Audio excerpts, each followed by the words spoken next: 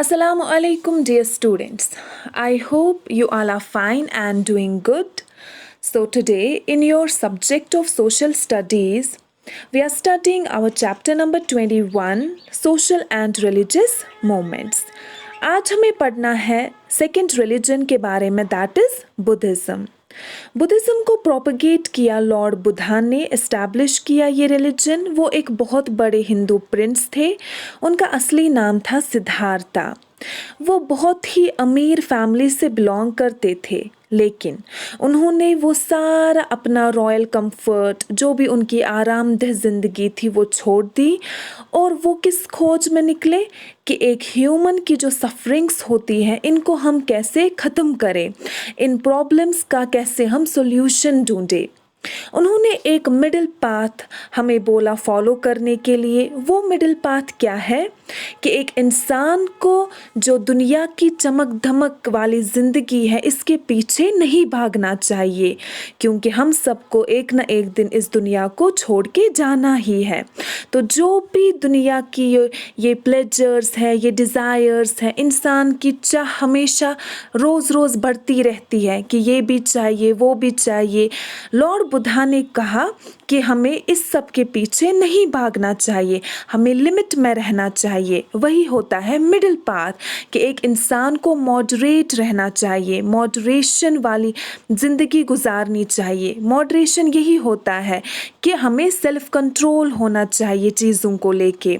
Lord Buddha ने बोला कि ये जो भी कास्ट सिस्टम है या सोशल इनइक्वालिटीज़ हैं, सोसाइटी में जो इनइक्वालिटीज़ होती है या कास्ट बेसिस पे जो लोगों को डिस्क्रिमिनेट किया जाता है, इस सब का भी सॉल्यूशन हमें ढूंढना चाहिए। ये सारी चीज़ें भी ख़त्म होनी चाहिए। मौर्यन एम्परर थे अशोका, वो भी बहुत ज़्यादा इन्फ्लुएंस हुए थे बुद्धिस्ट टीचिंग्स से। वो फिर बाद में जब उन्होंने कलिंगा वॉर के बाद जो फाइट है, वॉर्स है, उनको गेव अप किया, यानी कि फ़ाइटिंग छोड़ दी, क्योंकि कलिंगा वॉर में बहुत ज़्यादा खून खराबा हुआ था। उसके बाद ही उन्होंने बुद्धिज़्म को फॉलो करना स्टार्ट किया। बुद्धिज़्म एक चीज़ पे स्ट्रेस करता है कि नॉन वायलेंस हमें फॉलो करनी चाहिए। नॉन वायलेंस क्या होता है? खून खराबा से बचना चाहिए, लड़ाई झगड़ों से बचना चाहिए। अशोका ने बुद्धिज़्म को इस्टेब्लिश और भी ज़्यादा लोगों तक पहुंचाने के लिए क्या बनवाए? श्राइन्स बनवाए, मोनास्ट्रीज बनवाई, जहाँ पे डिफरेंट मॉन्क्स कौन थे? जो यही बुद्धिज़्म रिलीजन के बारे में टीचिंग्स देते थे। तो जैसे कि हमारे होते हैं मौलवीज़, वो हमें नहीं बोलते हैं इस्लाम के बारे में, वैसे ही इनके होते थे मॉन्क्स जो इनको इस रिलीजन के बारे में नॉलेज देते थे। अशोका ने अपने बेटे और बेटी को भी नेबरिंग कंट्रीज़ जैसे कि श्रीलंका वहाँ भेजा। किस लिए? कि वो जो बुद्धिज़्म की मैसेज है, यानी कि बुद्धिज़्म रिलीजन को वो फैलाए, वहाँ पे लोगों को अवेयर करे इस रिलीजन के बारे में। इंडिया में भी बुद्धा को सेलिब्रेट किया जाता है। जिस दिन वो पैदा हुए थे, उस दिन को सेलिब्रेट किया जाता है as Buddha Jayanti. Next religion is about Jainism. Jainism और बुद्धिज़्म ऑलमोस्ट सेम ही थे। जैनिज्म को किसने प्रोपगेट किया या किसने फाउंड किया? लॉर्ड महावीरा ने। बुद्धिज़्म की तरह जैनिज्म भी हमें क्या बताता है? नॉन वायलेंस हमें फॉलो करनी चाहिए, हमें किसी भी लिविंग बीइंग को हर्ट नहीं करना चाहिए। लॉर्ड महावीरा ने 3 चीज़ों पे ज़्यादा जोर दिया कि अगर हम ये 3 चीज़ें फॉलो करेंगे, हमारी लाइफ अच्छी रहेगी, हमारी लाइफ में उतनी प्रॉब्लम्स नहीं होंगी, हम हैप्पी लाइफ गुजारेंगे। वो 3 चीज़ें क्या है? राइट फेथ, राइट कंडक्ट और राइट नॉलेज। राइट फेथ यानी कि हमें असली फेथ जो है, जिसमें ज़्यादा रिचुअल्स ना हो, जो ज़्यादा कॉम्प्लिकेट ना हो, वो फेथ हमें फॉलो करना चाहिए। राइट कंडक्ट, हमें अपनी लाइफ को बिल्कुल लिमिट में हमें गुजारनी चाहिए। राइट नॉलेज, हमें सही नॉलेज गेन करनी चाहिए। लॉर्ड महावीरा इन तीनों क्वालिटीज़ को क्या बोलते हैं? Triratna. Next religion is Christianity. जो लोग क्रिश्चियनिटी फॉलो करते हैं उनको हम बोलते हैं क्रिश्चियंस।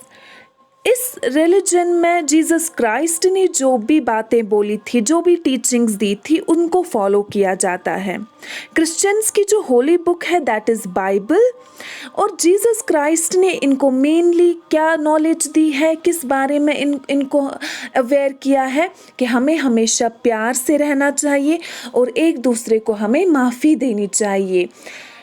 और जो जीसस क्राइस्ट है उन्होंने ये टीचिंग्स किन के थ्रू दी, उनको हम बोलते हैं छोटी मोटी स्टोरीज़, और उन स्टोरीज़ को बाइबल में बोला जाता है पैराबल्स। जीसस के 12 अपोस्टल्स थे, यानी कि डिसाइपल्स थे, स्टूडेंट्स थे जो उनको फॉलो करते थे।